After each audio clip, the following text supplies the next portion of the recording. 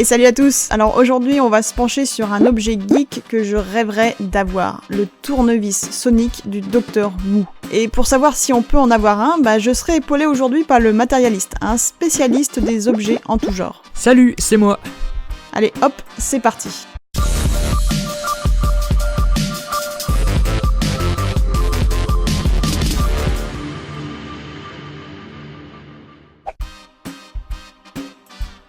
Alors, pour ceux et celles qui ne connaissent pas le Dr Who, c'est une série anglaise qui passe à la télé depuis 1963 et qui narre les aventures d'un extraterrestre, un seigneur du temps. Celui-ci possède un vaisseau spatial appelé TARDIS et il est capable de voyager dans le temps. Le docteur ne porte pas d'armes, mais il possède toutefois un objet très utile, le tournevis sonique. Le tournevis sonique ? Mais Kezako ? Avec ce dernier, le docteur peut ouvrir tous les verrous, mais aussi couper des matériaux, les ressouder, scanner des preuves, réparer tout plein de trucs, amplifier la puissance d'un appareil et analyser des échantillons. Bref, c'est une sorte de gros couteau suisse puissance 10. Et en plus d'être pratique, ce tournevis a un bruit trop classe, une allure d'enfer et il clignote. Bon, ok, vous ne tenez plus et vous voulez comme nous en avoir un. Ça tombe bien, on vous dit dans la seconde partie comment faire. Alors quand vous tapez dans un moteur de recherche tournevis sonique, vous vous retrouvez avec pas mal de sites et de vidéos qui vous proposent d'en concevoir un. Les tournevis à fabriquer sont plus ou moins compliqués, donc si vous êtes un bricoleur dans l'âme et que vous aimez tout ce qui se rapproche à l'électronique, vous pourrez arriver à un résultat très sympa.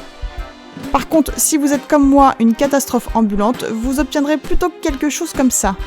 Donc deux solutions s'offrent à vous, en réaliser un plus simple ou alors en acheter un. Pour cette dernière option, vous aurez l'embarras du choix car, peut-être n'êtes-vous pas au courant, mais chaque docteur a son tournevis sonique. Vu que dans la série on est en ce moment au 12e docteur, on a donc environ 12 tournevis possibles à collectionner. Bon, je ne suis pas sûr que tous soient en vente par contre. Bon, c'est bien beau tout ça, mais on a un objet qui au mieux clignote, fait du bruit, et c'est tout. Mince, on veut un vrai tournevis sonique comme celui décrit au début. Et ça, est-ce que c'est possible ? On vous parlait tout à l'heure des tournevis fabriqués chez soi. Sachez que certains bricoleurs ne se sont pas cantonnés à juste imiter l'outil. Certaines créations peuvent par exemple allumer ou éteindre la télévision. Et attendez, d'autres sont allés encore plus loin en confectionnant des tournevis capables de mesurer des champs électromagnétiques, détecter des tensions, créer un sifflet ultrason canin, mesurer la pression acoustique, la résistance, le voltage et, cerise sur le gâteau, servir de télécommande. Et c'est pas fini, des chercheurs de l'université de Dundee, en Écosse, fans sans doute de la série, s'y sont mis aussi.